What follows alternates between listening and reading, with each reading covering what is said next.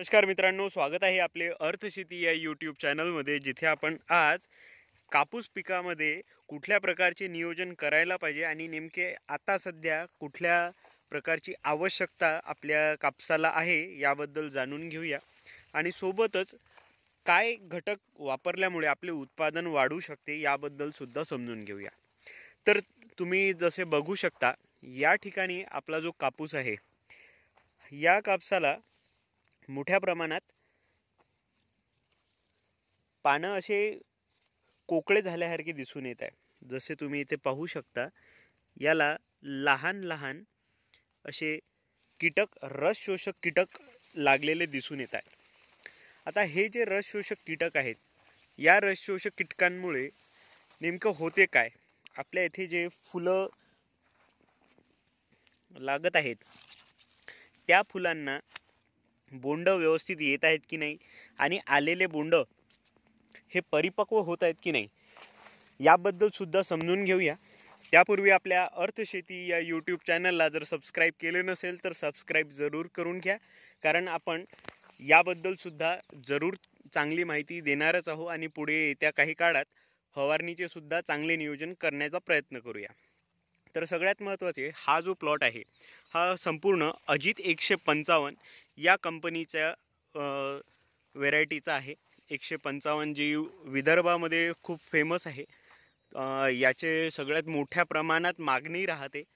तरी आता नेमके या वाणाचा जेव्हा आम्ही पेरणी केल्याच्या नंतर काय डेव्हलपमेंट झाले आहे, कशा प्रकारे त्याचा अपटेक कसा आहे, हे सगळे समजून घेऊया. जसं तुम्ही या प्रकारे इथे बघू शकता, कालच आम्ही खत टाकणं पूर्ण केलं. ही जी आता स्टेज आहे, या स्टेजला जवळपास 90 दिवस पूर्ण झालेले आहे. जर तुमचं येथील कापूस असेल, कापसाचं जर पीक असेल, तर तुम्हाला कुठले प्रकारचे नियोजन करायला पाहिजे ते जाणून घेऊया. सगळ्यात महत्त्वाचे म्हणजे आपल्याला रस शोषक कीटकांचे मोठ्या प्रमाणात नियंत्रण करायचे आहे. त्यासाठी क्लोरोपायरिफॉस या प्रकारचे सुद्धा घटक येतात. जसं प्रोपेक्स सुपर हा जो एक प्रॉडक्ट आहे, ज्यामध्ये 440 या प्रकारात घटक उपलब्ध आहेत, ते सुद्धा तुम्ही घेऊ शकता.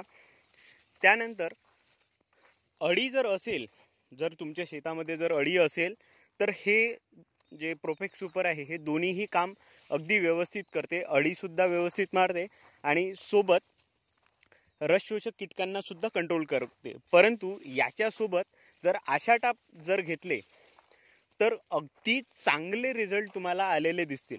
अगदी स्वस्त्यात केमिकल्स तुम्ही वापरू शकता.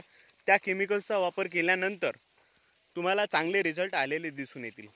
परंतु आतापर्यंत जे रस शोषक कीटकांनी झाडाचा जो रस आहे तो काढल्याच्या मुळे आपल्याला काही अन्नद्रव्य सुद्धा उपलब्ध करून द्यायचे आहे.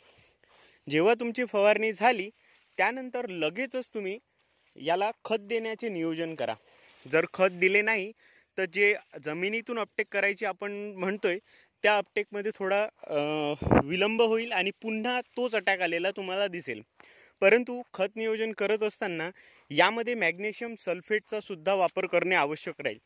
जेव्हा तुम्ही लाल्या आला हा जेव्हा कन्सेप्ट ऐकता किंवा रोग आलेला आहे, यामागील सगळ्यात महत्त्वाचं कारण म्हणजे तोच मॅग्नेशियम सल्फेट.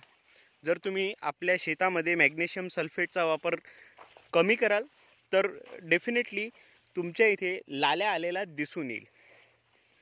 आणि सगळ्यात महत्त्वाचे, या फवारणीमध्ये आपल्याला 1261 या वर खताचा वापर करायचा आहे, ज्यामुळे मोठ्या प्रमाणात ही जी सिरीज आहे, जशी तुम्ही बघू शकता 1 2 3 4, त्यानंतर इथे सुद्धा बघू शकता 1 2 3 4 5 आणि हे 6 अशी कंटिन्यू होणार आहे.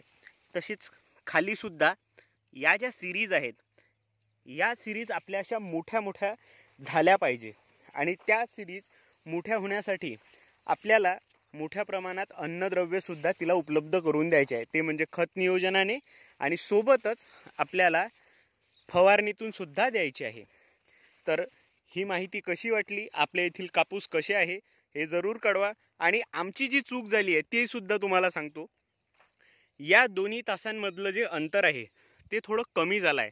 यापेक्षा जास्त अंतर जरी असते तर अगदी चांगले झाले असते, परंतु मजुरांची कमतरता आणि जी उपलब्धता आहे ती कमी असल्यामुळे जी व्यवस्था आहे त्या व्यवस्थेवरच आम्हाला सगळी व्यवस्था करावी लागली.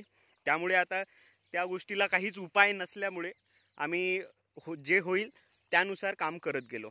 तर हा व्हिडिओ तुम्हाला कसा वाटला जरूर कळवा आणि आपले कापसाचे नियोजन कसे आहेत याबद्दल सुद्धा कळवा. तोवर भेटूया. आपलीही काळजी घ्या आणि आपल्या कापसाची सुद्धा काळजी घ्या. धन्यवाद.